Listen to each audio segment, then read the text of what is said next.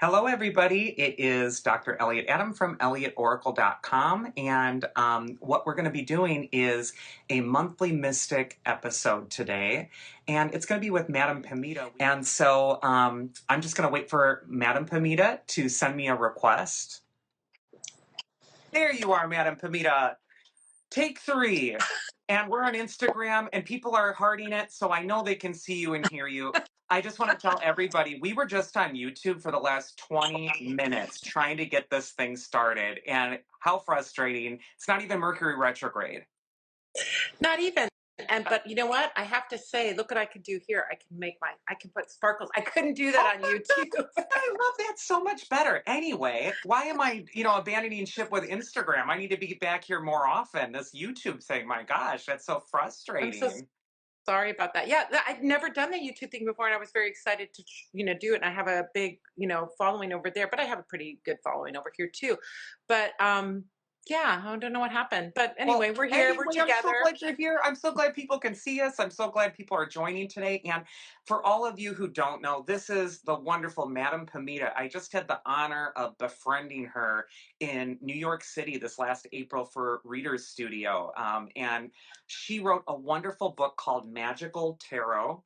And I just adore this book because she really does break down every card and each little symbol inside of it. It's just fascinating. Like, as a tarot reader, I love reading other people's work because you wrote about the Empress card. And then you mentioned, like, I always knew she had fruit on her dress, but you mentioned it's in the shape of Venus. And I thought, I didn't ever notice that. Or the Queen of Swords you had. And you said she's wearing prayer beads on her hand. I didn't know she was wearing prayer beads. I didn't even notice those before.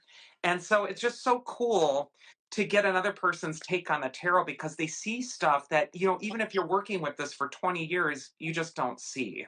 So she also wrote another book, which is Baba Yaga's Book of Witchcraft, which is out now from Llewellyn Books. It's so amazing. I can't wait to dive into that with you. But let me try for the third time, Madame Pamita, to just ask you to tell the story for the third time of how you got started on your magical path. Well, first of all, I want to say one thing: new old friends are the best. You know what? You are a new old friend. I love that. Don't you think so? Like, I feel like we would hang out, we would be talking, gossiping, hanging out. Yes. I mean, like, totally. I felt right? like I knew you for years. Exactly. It's our soul group. We're in the same soul group. That's why I love that. Um, so I was saying before how I picked up my first tarot deck at 10 years old. I was in Salem, Massachusetts with my folks. It was 1974. I'm 60 this year. It was 19... Which you don't look, my God. What filters will do for you, baby? What witchcraft will do for you? Anyway, witchcraft. Yeah. Living your best life will do for you. I mean, I think it's just a number, and I'm always, I'm happy to be 60. I have friends that didn't make it to 60. So, Yeah. It's always to me a badge of honor, my number that I like throw out there. But when I was 10 years old, 1974, I was in Salem, Mass. And back then, Salem was not witchy central like it is today. It was Lori Cabot was the only person who had a witch shop. There was one witch shop in Salem. And my folks took me in there and my mom said, pick a souvenir. And I picked out a miniature Rider-Waite deck. Wow. It was probably the first tarot deck I had ever seen, let alone owned. And tarot decks weren't ubiquitous like they are now. There was no Barnes and Noble or, places that you can just pop in and get tarot decks. So anyway, so I was saying I was not a tarot prodigy. I wasn't reading tarot at 10 years old, but I did play with them like paper dolls. And I think that in some way developing that early relationship with the cards as friends and characters and creating stories around them made my relationship, especially with the Rider-Waite-Smith, very rich. Because when I started reading them, they were familiar to me. It wasn't, something new and strange. It was something I'd had all around, been playing with. And so to actually in my teens and 20s start to really learn and take lessons and read books and dive into tarot was quite just a beautiful love affair that has lasted my whole life. I have to say that.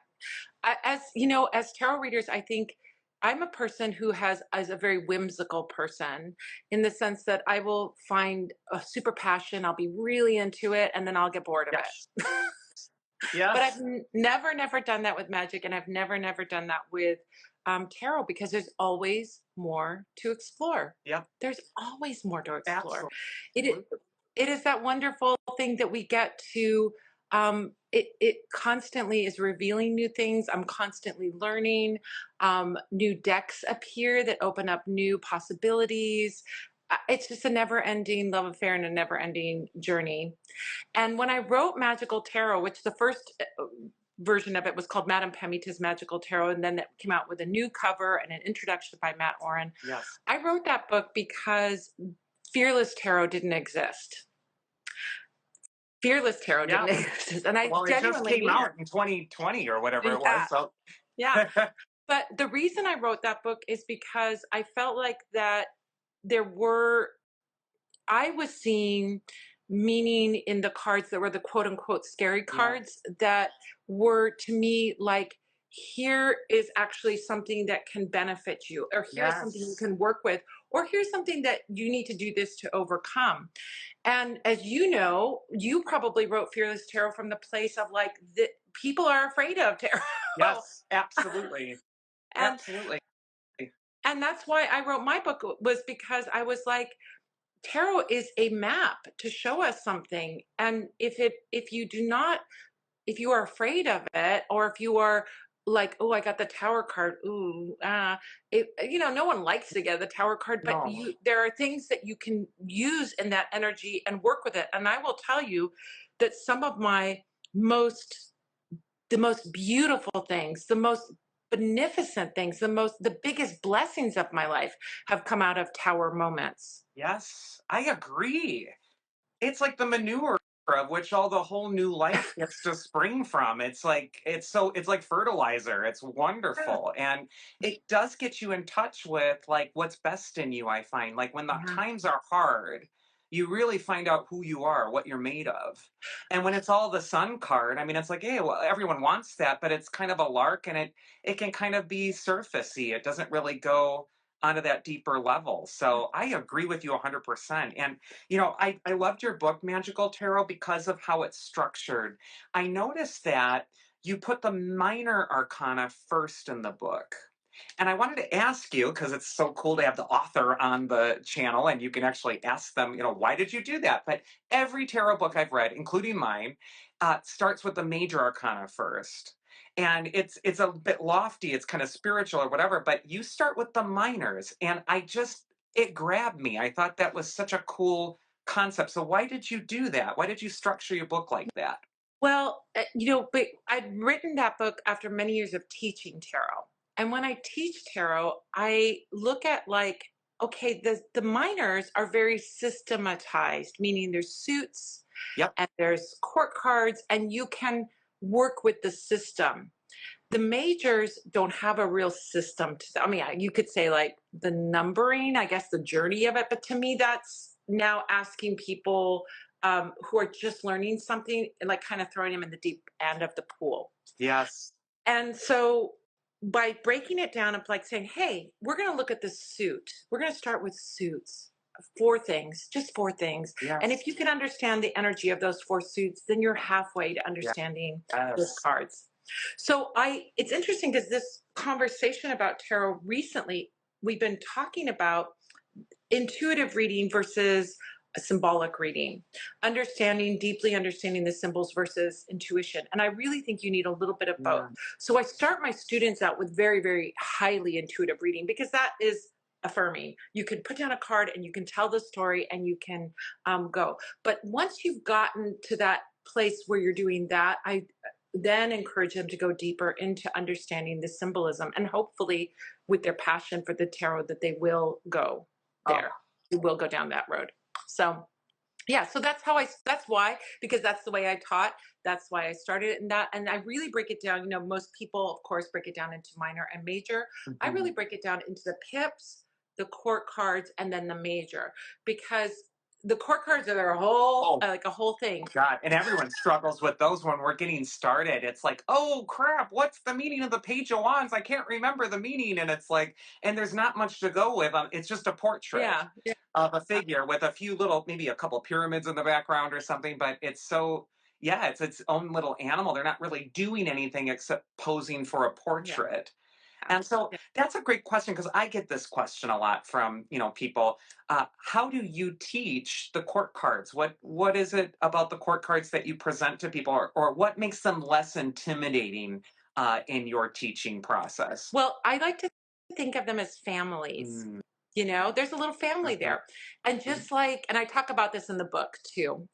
Just like you have a family, that family that's really into sports, they watch all the games, they wear all the shirts, they get active. That's like the wands, Yeah. that active, physical, passionate, exuberant wands.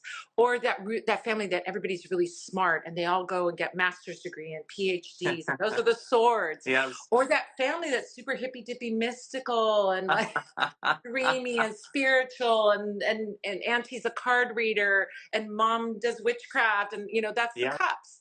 And then you have that banker family, that family who is solid citizens, and they work in jobs that have businesses, and they work in banks, and that's our pentacle. So when we start to think about them as families, then they become, oh, like we all know a family like that, right? Oh yes. We all know that family. So then when you start to think of them as families, and then different expressions within that family, the very youthful, naive beginner, the energetic go-getter of the night, the nurturing archetype of motherly archetype of the queen, and the leaderly quality of the king. I don't tend to view them like gendered in a gendered way when I do a reading. Anybody of any gender or non-binary, feminine, masculine, can be a king, right? It's Yeah. an energy of leadership and stepping up and taking care of people and doing that, right? So I don't think of those. I think of the archetypes more in like, how the expression comes Sure. out. And that could be with any gender. I really am not like that traditional in that way with the cards. So yeah. Well, I also wanted to talk about the Baba Yaga book because I was used to be a classical musician in another lifetime, and we'd always play this orchestral piece called "Pictures at an Exhibition," and in there is a movement, the hut on chicken legs, Baba Yaga, and it's just a really percussive, kind of cool, sounding thing. But I didn't know anything about Baba Yaga, and so you wrote this wonderful book that I highly recommend to everybody. It's so beautiful and it's illustrated. I mean, it's just such a gorgeous book. But I wanted you to just tell us a little bit about Baba Yaga and the Ukrainian folk magic tradition, and how did you get into this? And it's just so cool. Just tell us about Baba Yaga, who she is, and how you got acquainted with her. Well, I grew up, my mom is Ukrainian, my dad is Scots Irish. And so I had this wonderful kind of mix, and then we're American, right? My mom, who, she was first generation born here. Um, and she really would tell me stories about my grandmother. And my grandmother died before I was born. Mm. And she would tell me stories about what my grandmother would do, like healing things that she would do, and magical puppets that she would make, and all of these things, but without context. There was no context for it. My mom was only describing these things. My mom didn't learn these things from my mom or practice these things. I mean, we made decorated, pesanki, the decorated eggs and things like that. There was definitely food and lots of culture and lots of practices, but not um, these very, very specific Ukrainian practices. So I stumbled on this book by my friend Katie Karpetz, has a shop, witchery.ca. She's Ukrainian Canadian. She had this book, The Water and the Wax, and I bought it, and it was exactly what my mother had been describing my grandmother doing. Huh.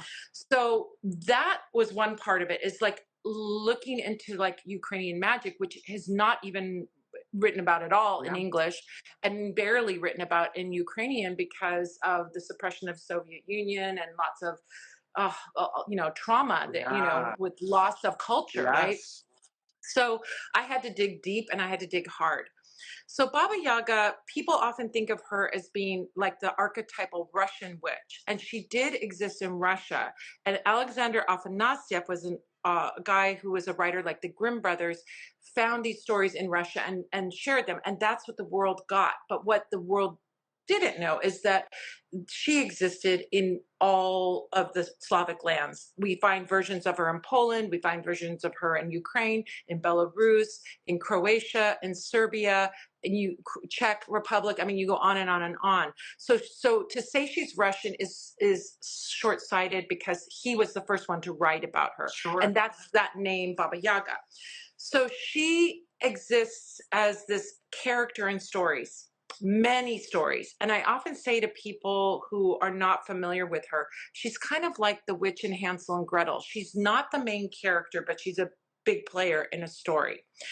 And in some stories, she is like, I'm going to eat you up. And then the kids have to figure it out and run away. These are kind of the later stories. As we get back to older stories, she might be ambiguous. If you are the hardworking young woman that comes to her, you'll get a reward. If you're the lazy girl that comes to her, you're going to get punished. Oh, I love it. So she can be more ambiguous. And then in still other stories, she shows up as a donor. Like the prince is on a mission, or the young man is on a mission to find the princess or whatever, and she gives him tools to do that, a magical ball of yarn that will roll him to the magical place that he needs to go, or so on and so forth. So the newer stories post-Christianity would tend to make her more of an ogre, evil, something to be feared. Yes. The older stories, she's, understanding, and for Slavic people, the spirits are something you propitiate. You leave an offering so that they don't do anything naughty to you, and that they may give you a boon of some kind. And that is the old ways. Those are the old folk ways. And there's spirits everywhere, by the way. So she's the spirit of the forest. She lives alone out in the forest on a hut that walks around on giant chicken legs. And we think that this concept of that hut with the chicken legs actually tells us that she was an initiator. Initiations happen when you are going into a new community and you need to be tested. So you go away to have some sort of initiation with an elder, and then if you pass the initiation, you can come back and be the healer, be the warrior, be the whatever you are, right? Yes. Be part of a group. So she has that initiation quality, and we find this in her stories. People go to her and they are initiated. So woven throughout my book is a witchcraft initiation story that happens for the main character, who's Vasilina, who's this little girl who is sent by a evil stepmother to go steal fire from Baba Yaga, which is based on one of the stories. But I embellished and added things from other stories to make this kind of universal Baba Yaga story that is woven throughout the book. So there's a lot to talk about Baba Yaga. Love Sorry. That. How has she shown up in your life? Like, how has your working with this deity like transformed your spirituality, or how has it enriched you? What do you get out of that relationship? Well, one of the things, I think she was always in the background, because we always had stories about her and fairy tales and books and things like that growing up in my house. So it wasn't like she was unknown to me, but I was always looking at her like she's a witch, and I didn't really get honestly, in my youth, I didn't get a connection. Some people do, like, oh my God, I love her. I was a little afraid of witches when I was a kid. I was always the one that closed my eyes when The Wicked Witch came on The Wizard of Oz came on TV. Oh, I love Glinda. I mean, I love her too. Yeah. I mean, I'm a Glinda girl all the way. I have a cat named Glinda. I have a cat named Glinda and a cat named Ozma. That tells you everything. So I mean, the scariness of her was not enticing to me. I wasn't ever attracted to that. But as I got older and when I got into menopause, there are very few role models for older women. Where are our freaking role models? Yeah. And especially for witches, where's our role models? So she really stepped up and made her spirit very present for me as I was going through menopause as this figure of power. And then I got more intrigued, and then I started doing research, and then I started learning all this stuff about her that was beyond just her being the witch in Hansel and Gretel stories. Yeah. And that's how she really made her presence known. So she was, I love, I mean, I have so many people that come to me because I've written this book and say like, oh my gosh, I love Baba Yaga. And these young women that love her. And I think that's amazing. Oh my gosh, I wish at my youth I had seen her beauty and amazing power. But as a young woman, I was just interested in other things. And she really came up for me, and as did my grandmother's spirit come up to me and like, you need to write this book. Yeah. And the result of that was this book came out precisely when Russia did their full-scale invasion and people were interested in Ukrainian culture. Wow. So I looked at that amazing timing and I say that is no accident. You know how long it takes. You know how long it takes to do a book. Yes. You come up with the idea, you write a proposal, you pitch the proposal, Takes then years. you get your dates. It's a The 2-year edits. process. Yes. Wow. So yeah, so this is something that I feel like she is a very real spirit to me. She is, when people ask me about being a devotee, I say be prepared. She is like an Olympics coach. She's tough, but Couple she's tough, granny kind of. but she's tough because she believes in you, and she believes in you more than you believe in yourself. Like if someone had told me about that book and how much work it would be, how I'd have to learn to read Cyrillic, how I'd have to do research in a language I have very little knowledge of, and all the work that I would have to do, I would have been like, hell no, let someone else do it. And there were many tears shed during the writing of that book of frustration and not finding things and losing things. Oh my gosh, it was crazy. But the result was a beautiful book that I am so proud of, and it has brought me in contact with amazing people. It has opened up so much for me and has been so wonderfully received by the Ukrainian community, both the diaspora community, the people that are Ukrainian descent, and people that have come over here, and people that live over there still. Everyone across the board has been so wonderfully supportive of my work. So that is the big blessing. That's a tower with a big blessing. Yes, There you go. Right exactly. And you use the word diaspora, which people don't use that. No one throws that around unless you're super smart like you. That's a nice Greek word. Could you describe what diaspora So, means for everybody? so diaspora means you've left your home country under duress of some kind. So we talk about Okay. the African diaspora. The African diaspora, of course, was the enslaved. People were brought over to be enslaved by force. And the same thing has happened in countries like Ukraine. The diaspora is people coming to you, leaving Ukraine, not because they want to leave Ukraine, but because they're being, bombed to oblivion right now, and this horrible war that's going on. The same thing happened to my grandparents. My grandparents were from a small village in northwestern Ukraine. Well, actually in Poland, but they were Ukrainian in Poland because there's this country that doesn't exist anymore, Galicia, that was there. And that's where they were. So Polish people, there would be people of Jewish faith, Polish Catholics, Ukrainian Greek Catholics, all living in the same village, in the village that my family was in. But the Russian army came in and started conscripting all the able-bodied men. So my uncle, my grandfather, and my grandmother all left at that time, and they were teenagers. My grandmother was 16 years old and left her family, never to see them again, which is so unbelievable and heartbreaking, when you think about that. But it was that or be killed. They had no choice. Meanwhile, that was in like the teens, 19 teens. And then in the 1930s, there was something called the Holodomor, which was Stalin forcibly starving 3 to 6 million, they really don't have an accurate number, 3 to 6 million Ukrainians to death, a starvation that was purposefully done by Russia against Ukraine. So you wonder why Ukrainians don't really like Russians very much. There's a long bad history of cultural oppression, wiping out people, death, killing, all this. And so, well, you just have to look at what's happening now, and it's still playing out. It's terrible. Yeah. And the news, unfortunately, U.S. news. I follow Ukrainian news. There's lots of great news sources that are in English that are coming from Ukraine that you can see. But now we're getting back prisoners of war who are dead, for Ukrainian prisoners of war with their organs removed. They've harvested their organs of the bodies of the prisoners of war. I don't know if they killed them and then harvested organs, or they died and they harvested the organs, but whatever's going on, it is beyond.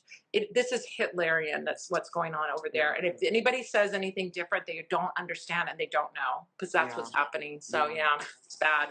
God. Well, we'll just pray for everybody there and hope that this peace comes and that Russia gets kicked out of there, Yeah, because they're horrible right now. yeah. But you know, speaking of your traditions, the Ukrainian traditions, is there divination forms that come from Eastern Europe or Ukraine that maybe people they don't even know they're doing a divination or whatever? But are there traditions or things that people could kind of like relate to at home Yeah. that come from that culture? Well, there's lots of magic and lots of divination, and it's still practice, and it's not in conflict. We were talking about this one, nobody could hear me on the other one, but it's not in conflict with their faith. So even people who go to church, in fact, many times people who go to church will do things like divination, healing practices, fortune telling. So it's not seen as like it is here, particularly since the 80s here. You're a young un, you don't remember, like before Oh, everyone was I like, do. I was born in the 70s, Madame Pamita. I remember we watched PTL when I was growing up and all of that stuff. So, and I so was a raised fundamentalist yeah, Christian. so So, you yes. remember the satanic Oh, panic in the 80s. God. Yeah. The records backwards and Oh my everyone's gosh, freaking everything was out. And demonic and everything was evil and everything's bad, and so this whole thing, this whole propaganda war, against anything magical, anything that is independent of a religion, which whatever, is very American, and really you don't understand that, like, for people of other cultures, and particularly I can speak to Ukrainian culture, practicing magic or divination is a normal part of life. It is not seen as evil, bad, or wrong. However, I'll say this, just like Mike bringing up, you throw Jesus and Mary and some saint name in there, and then you're good. yeah. Like, it's a wild. Like, when I was doing my research, I would find these amazing, gorgeous incantations. Incantations. I travel over the 9 mountains to the kingdom of the Golden Mountain, and I do this and I do this. This is an incantation about how you're going to get something or do something, and there's beautiful and poetic. And at the end, they'll say, and then Jesus, Mary, and Joseph. Yeah. I'm like, Yeah. you just called in the sun, you called in the stars, you called in the moon, but you're just throwing a saint on at the end so that it's okay. So I'll just My take that part grandmother out. did that. Yeah, she was my grandmother was what you would describe as psychic and very sensitive, and she was actually descended from, Native Americans. And but they didn't talk about that in those days. There was like a shame about, like, oh, we don't talk about where grandpa came from and all of that sort of thing. But she was very fundamentalist Christian.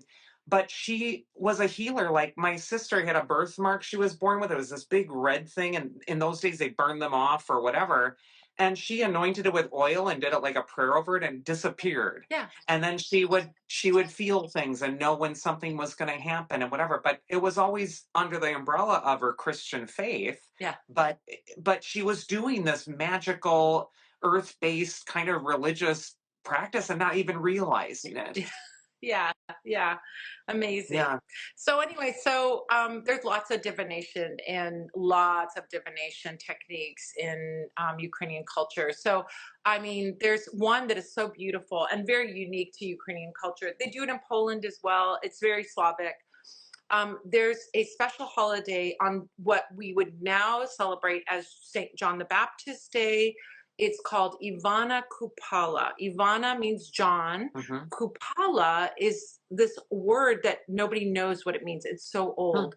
What they now know is that it's either an older deity or the name of a older pagan tradition around the summer solstice. Yeah. That's about the time that St. John the Baptist Day is, because St. John the Baptist is 6 months before Jesus. Exactly, right? So June 24th, 23rd, and Jesus is December 24th, 25th, right?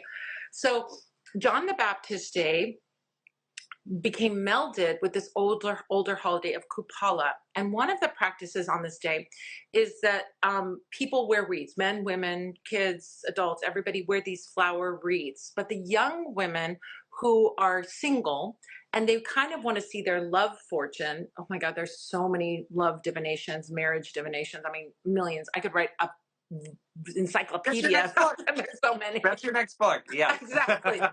So this beautiful flower crown, flower crown, right? Made out of beautiful live wild flowers, is placed into the water, the river, the stream, wherever you're celebrating this beautiful Ivana Kupala traditions, which is all filled with pagan traditions. And you watch how your wreath floats on the water. If it sinks, this is not the year for your romance. It's not going to happen this year. If it floats around in one place, yeah, you might, something might happen. But if it goes across the river, if it goes far, that means you're going to have, if it floats for a long time, that means you're going to fall in love this year. Your love will turn into a marriage or something like that. So this is a beautiful tradition, a beautiful kind of divination that's done. That's one of many. There's also other divinations, like a fun one, a very fun one is there's a dish called pierogi. Do you know about pierogi? No. That dish? It's a little No. dumpling. It's almost like a little ravioli. I would call it like ravioli, but it's we have them in Poland and Ukraine, and I think in Belarus. They're called plameniki in Russia, but they're called pierogi in Poland, and they're called vareniki in Ukraine. So Okay. we've got a lot of different names for the same thing, like a little ravioli. So what you do on New Year's Eve, you have a big party on New Year's Eve, and on your New Year's Eve party, you make these ravioli, these pierogi, and you put potatoes, stuff them with potatoes and cheese, but you put one little thing on the inside. It could be a peppercorn, it could be a green pea, it could be a little what else? Like a little cherry. You put something in that potato so that it looks like a regular pierogi, a regular vareniki. But then everybody takes one. And the thing that is inside predicts your year. So like if you're going to have if you had like a cherry pit, somebody in your family is going to be pregnant. If you have a pepper, you're going to have an exciting year. If you have a meat, you're going to have a very prosperous year. So every little thing that they put in this, I mean, like what a fun divination is that? How fun for a New Year's Eve party. I want to make pierogies now. God, that sounds like They're so much good, fun. by the way. Oh my God. Are they in like a soup or in a gravy or what? No, they're kind of like ravioli, but they're stuffed usually with potatoes and cheese, sometimes with kasha, which is like a buckwheat grain, sometimes might have sauerkraut and mushrooms in them. You can find them in the frozen food department. You're in the Midwest, they're for sure in the frozen food department. Yeah. There's you can find them there. There's some great, where are you near? You're in Wisconsin or Milwaukee? Yeah, right Milwaukee. now. But I'm moving to England next month, so I better get some pierogies now while I'm still in the country. Exactly. Look for a Polish restaurant, or sometimes it's a Russian restaurant, or a Ukrainian restaurant. You can find them, and you'll find them there. I was going to say, if you ever go to Minneapolis, there's a great place called Kramerchuk's that has great Ukrainian food. It has food from all over Europe, but they have great Ukrainian food, started by Ukrainians there. So yeah, we got relatives there, so I'm going to ask them to go there for sure. That sounds so good. Yeah, and you can get pierogies. There's like Mrs. T's pierogies in the frozen food section of your grocery store. You'll find them. Yeah, they're there, but they're delicious. You cook them in butter. You maybe sprinkle a little. You have a little sour cream with them, smetana with them. Sour cream is so good. They're so good. Oh my gosh, that sounds delicious too. Now I'm getting really hungry because I didn't have dinner. So, well, Madame Pamita, I just want to thank you so much. Number one, for your patience, because if all of you who just joined didn't know, we tried to start this up on YouTube 3 different times, and no one could hear her or see her or me. It was a disaster, but I'm so glad you were able to migrate here so quickly. And, for everybody listening, check out Madame Pamita's books, Magical Tarot and Baba Yaga's Book of Witchcraft. They're so fantastic. This one's from Wiser Publisher. This is from Llewellyn. But how else can people get a hold of you? How else can they find you and start to follow some of your cool practices and everything? Well, first of all, I have to say there's all these pierogi suggestions. Add bacon bits or salsa to it. Add this to it. There's amazing pierogi recipes. I'm going through the comments now. Believe me, once you try a pierogi, it's like you better be ready to work out a lot, or you're gonna end up with a butt like mine. I'm definitely fed by pierogies, powered by pierogi. You can find me. I have something for your listeners. My followers probably already know about this, but if your followers are here and would like to see, I have a lot of little gifts that I give away for people who sign up on my email list. I have like 13 pages that you can download out of my Book of Shadows. I have a free 33-page ebook. You can get a discount at my shop, and you can join me for a live Q&A every Sunday on Zoom. So there's lots of little goodies if you sign up. And to sign up, all you have to do is go to spellsquad.com or go to my website, which is parlorofwonders.com, and go to join. And once you sign up, you'll get all these goodies.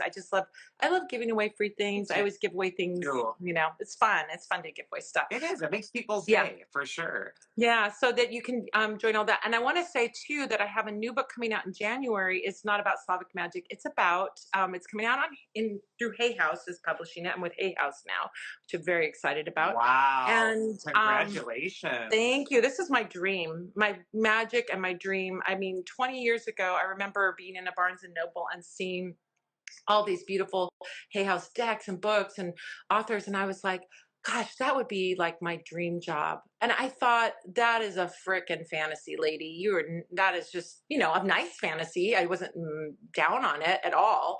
I was just like, oh, that would be fun to be that person. Those inner saboteur in our ear, like, you can't have that. You're just stuck with what you got and all of that. I know, right? God. And now here I am, and I'm a Hay House author, and it's like, I'm pinching myself, really. It's such a dream because, I'm just very, very happy about it. So, if anyone deserves it, my dear, you do. Absolutely. So you put so much good energy out there. Even when I met you, I was like, I just love this lady's energy so much. I wanted to hang out with you every day, and I think I did. Stalk you. We did. We had so much fun. We did have so much fun.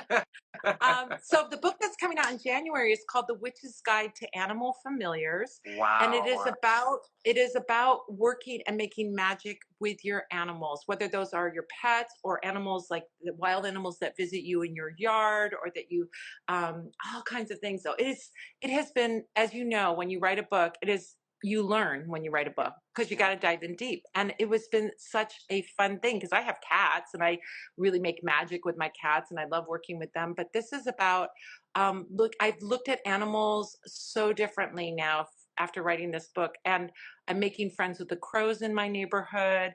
I'm obsessed with chickens. I wanted to write a whole chapter just about chickens because there's so many chicken spells because people had chickens around, right?